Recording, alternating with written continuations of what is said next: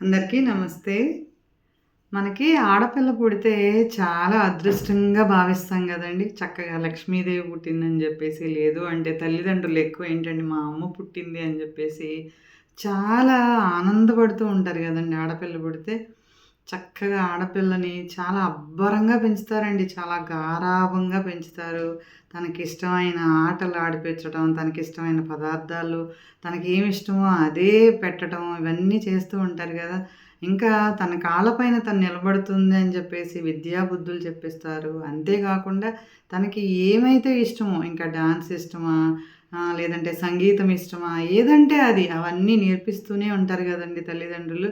అలాగే చక్కగా అన్ని అలవాట్లు, ఇంకా అన్ని పనులు కూడా అలవాటు చేసి ఆహ్, తనని చక్కగా ఒక అభివృద్ధిలోకి తీసుకెళ్ళాలి అని చెప్పేసి ప్రతి తల్లిదండ్రులు ఆలోచిస్తూనే ఉంటారు గదండీ!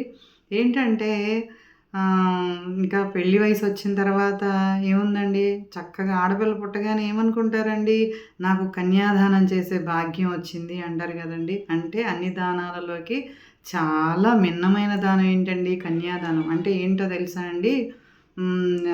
నువ్వులుంటాయి గదండీ! నువ్వులు రాశి పోస్తే ఎంత రాశి పోసినా కూడా ఆకాశాన్ని అవి తాకవండి. అంటే అవి అంత జారుడు గుణం ఉంటది గాబట్టి, దేవుడు వచ్చినా, రాశి పోసినా గూడా అవి ఆకాశాన్ని తాటలేవండి. ఏంటంటే అవి ఇలా ఎంత కుప్పపోసినా గూడా ఇలా జారుతూనే ఉంటాయి.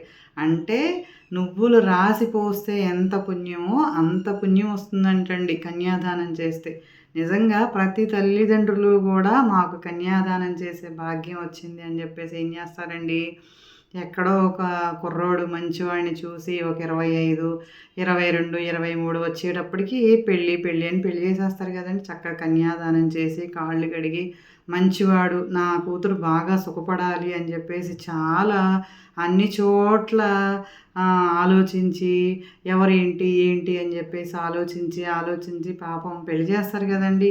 ఏమనుకుంటారండి తల్లిదండ్రులు, ఎంతటి లేనివాడైనా కూడా కటిక పేదవాడైనా కూడా నా బిడ్డను బాగా చూసుకోవాలి, నా అల్లుడు మంచివాడయ్యుండాలనే ఆలోచిస్తారు గదండీ తల్లిదండ్రులు.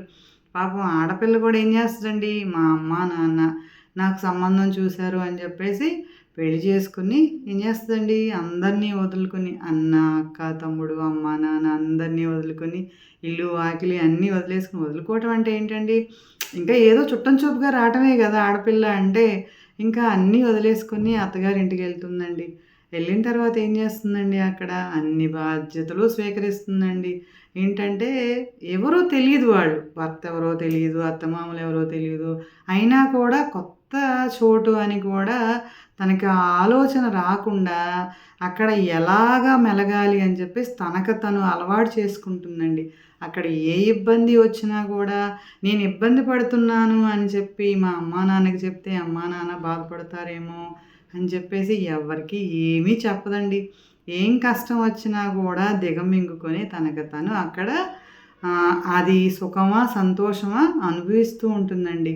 అక్కడ తననేమంటామండి, కోడలు. కోడలుగా ఇంటికెళ్ళి కోడలు ఆ బాధ్యతలన్నీ స్వీకరించి ఏంటంటే కోడల బాధ్యత అనేది చాలా ఏంటంటే పిల్లల్ని కంటము, పిల్లల్ని పోషించడము, ఇంకా భర్తకి చేసి పెట్టడము, ఇంకా అత్తమామలకి చేసి పెట్టడము, ఇవే ఉంటాయి గదండీ! ఆ బాధ్యతలన్నీ తీసుకుని నిజంగా కుటుంబాన్ని అంతా కూడా వటవృక్షంలాగా, ఒక వటవృక్షం మర్రి చెట్టు ఎలా వ్యాపింపజేస్తుందో అలాగా కష్టమైన, దుఃఖమైనా కూడా కోడలు అలాగా స్వీకరిస్తుంది గదండీ! ప్రతి బాధ్యతని కూడా స్వీకరించి ఇంకా ఆర్థిక సంబంధమైన ఇబ్బందులైనా, ఏ ఇబ్బందులైనా కూడా ఇది నా ఇల్లు, నేను ఎవరికీ చెప్పకూడదు అన్నట్టుగా కోడలు అన్ని బాధ్యతలు స్వీకరిస్తదండి. అలాగే చుట్టాలొచ్చినా కూడా వీళ్ళందరూ నా వాళ్ళు, వీళ్ళందరూ నా మనుషులు అనేసి ఆ బాధ్యతను స్వీకరిస్తుంది గదండీ! ఇంకోటేంటంటే భర్త ఏ ఇబ్బంది పెట్టినా కూడా ఓహ్! ఇంకా మనం సర్దుకుంటాడులే, ఇంకా నేర్చుకుంటాడులే, నా మనిషి, నా భర్త అని చెప్పేసి తను భర్తకి మమేకం అవ్వటానికి, పిల్లలకి ఇంకా ప్రాణంగా ఉంచుకోవడానికి అలాగా ప్రతి దాంట్లోనూ కోడల పాత్ర అనేది ప్రధానం అయిపోతది గదండీ! కాబట్టి కోడలు అంటే నిజంగా కోడల్ని ముఖ్యంగా తీసుకోవాలా? కూతురిని ముఖ్యంగా తీసుకోవాలా అండి? కూతురేంటండి అక్కడ ఆ 23 ఏళ్ళు, 24 ఏళ్ళు చాలా అబ్బరంగా పెరుగుద్దండి. ఆ అబ్బరంగా పెరిగిన అంత ఏంటంటే ఆ స్వేచ్ఛ అవన్నీ ఆ 23 ఏళ్ళు, 25 ఏళ్ళు అంటే ఆ స్వేచ్ఛ అక్కడ వదిలేస్తుందండి.